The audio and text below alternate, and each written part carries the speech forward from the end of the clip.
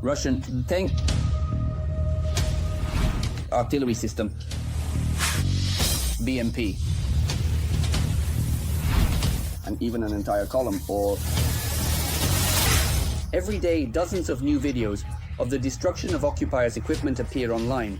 Losses in equipment have long been counted not in hundreds and thousands, but in tens of thousands. But despite this, there seems to be no acute shortage of equipment for the Russians at the front. Trainloads filled with Soviet-era reserves continue to head to the front. So let's delve together into the so-called reserves of the occupiers' army.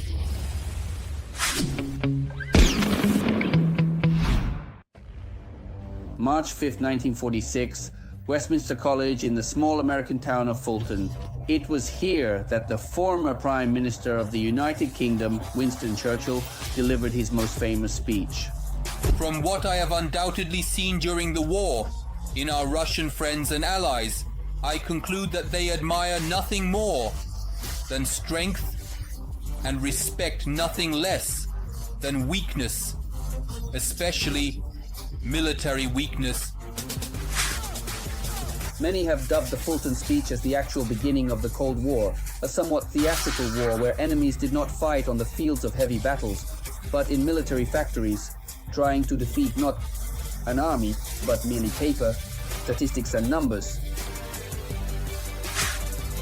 The Cold War, with the subsequent arms race between the West and the USSR, explains the vast reserves of Soviet equipment in Russian warehouses. The communists' approach to the arms race was simple and banal: to counter Western technological advancements with Soviet quantity. The level of losses of the occupation army in tanks in the year 2022 was truly astonishing. In the first year of the full-scale war, Russia lost almost all of its tank armies and its status as the largest armed tank force. In 2022, out of the 3,330 tanks that were in service with the Russian Federation, as of February 24, 2022, according to official data from the General Staff of the Armed Forces of Ukraine, the Russians lost 3,031 tanks. The Russian industry can currently produce no more than 20 tanks per month. But these are more or less modern tanks. Therefore, they have long since started to decommission what they had.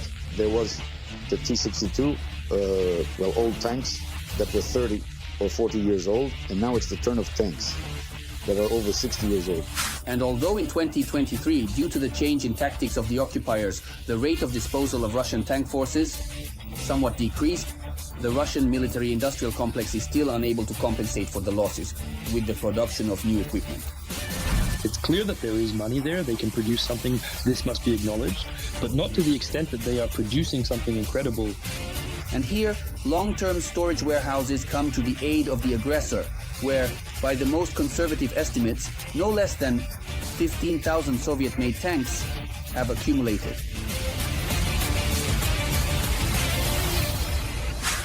It is important to understand that the total count of reserve tanks in the warehouses also includes scrap metal that cannot be restored. Analysis of satellite images of Russian metal graveyards leads to the conclusion that less than half of the Russian equipment is properly preserved. It was calculated that to assemble one tank that can, drive and shoot, you need 5, 6 to 10 units. You need to, take some spare parts from one tank that is let's say from 5 tanks of this age. You can assemble one that will start, drive and can shoot. Russia primarily supplies these reanimated tanks to the newly mobilized, and the answer to the question of when Russia will exhaust its tank resources primarily depends on the rate of destruction of Russian armored vehicles at the front. Despite Russia's insane losses in BMPs and APCs, the Kremlin's small army is still quite mechanized. This particular segment appears to be the most combat-ready among them. 16,650 units of various armored vehicles were in service with the Russian Federation. 10,000 plus have been destroyed. Also, the occupiers had about 15,500 units of equipment in reserve. It has the oldest models of MTLBs, BMPs and APCs.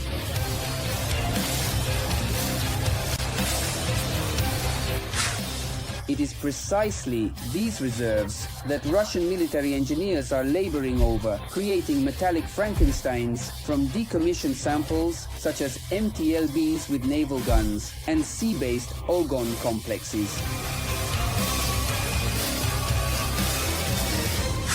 The situation is significantly worse for the occupiers when it comes to artillery. Artillery systems are the most important means of combat for the Russians. The Russian military doctrine relies precisely on the firepower of artillery as the main means of preparing an offensive or deterring the enemy in defense. Traditionally, we have 100 by 100 meters. This is a platoon strong point. 100 by 100 meters is exactly a hectare. According to all standards, a hectare should have, per military, according to military science, so 40 kilometers to cover 2,000 shells per kilometer, we need 80,000 shells per day. We are asking for 4,000. At the beginning of the invasion, Russia had slightly more than 3,000 artillery systems OPI and 1,100 multiple launch rocket systems in service. With the delivery of high-precision systems to Ukraine, Russian artillery has become almost the main target for HIMARS, Excaliburs, and other long-range weapons. According to the latest data from the General Staff, the armed forces of Ukraine have destroyed over 7,800 artillery systems, over 900 MLRs. From this, it follows that to compensate for the losses, Russia must mobilize at least 250 artillery systems from reserves monthly. At the beginning of the invasion, the occupiers had about 14,000 artillery systems and 2,700 MLRs in storage. Just like with tanks, most of this equipment is not suitable for restoration. The vulnerability of this crucial link in the Russian army, aside from the targeted hunting by the Ukrainian armed forces for Russian artillery, is also explained by the artillery system's dependence on the supply of ammunition. Before the start of the full-scale war, Russia produced about 1.5 million artillery shells per year. Under the current intensity of combat operations, this amount would be enough for Russia for only 1.5 to 2 months of active fighting. It is obvious that with the start of hostilities, the production volumes of ammunition across the border have significantly increased. The occupiers still use a larger number of shells than the Ukrainian armed forces, but the trend is that with each month, the advantage is decreasing. And in supplying the front with shells, Russia is already struggling without the help of North Korea. That's all for now.